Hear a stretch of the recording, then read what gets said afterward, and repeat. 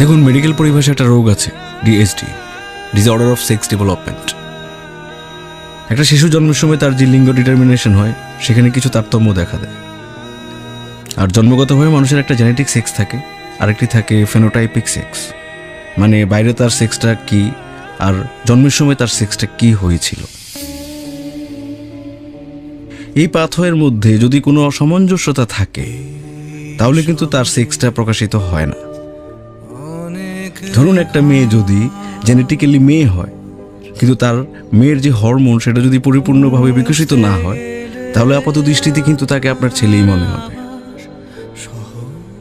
কিন্তু একটা নির্দিষ্ট সময় পর যখন তার মেয়েলি হরমোনগুলো বিকশিত হতে থাকে তখন ধীরে ধীরে কিন্তু সে মেয়েতে পরিণত হয়। আমাদের শরীরের অবস্থাও তাই।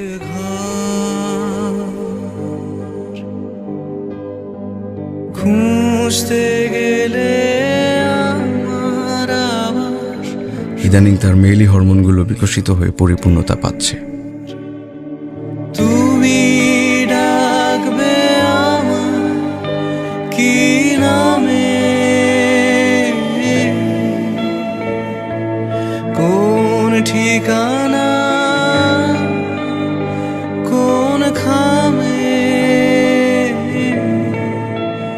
লিখবে চিঠি পত্র এই শহরে অনেক ঘর খুঁজতে গেলে। কিন্তু সৌরভ চেয়েছিল একটা স্বাভাবিক জীবন, কিন্তু প্রকৃতির উপর নিয়ন্ত্রণ শুধুমাত্র সৃষ্টিকর্তা।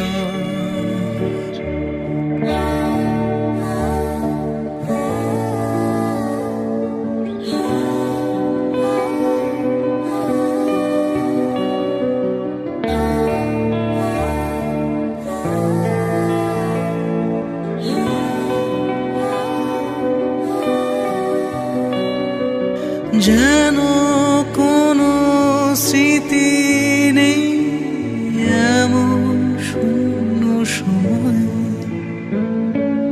যেন কোনো প্রীতি নেই কিছু না প্রেমময়।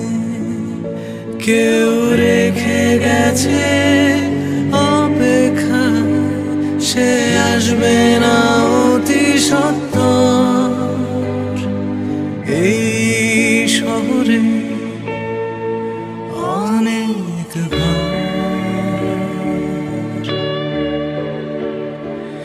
এই শহরে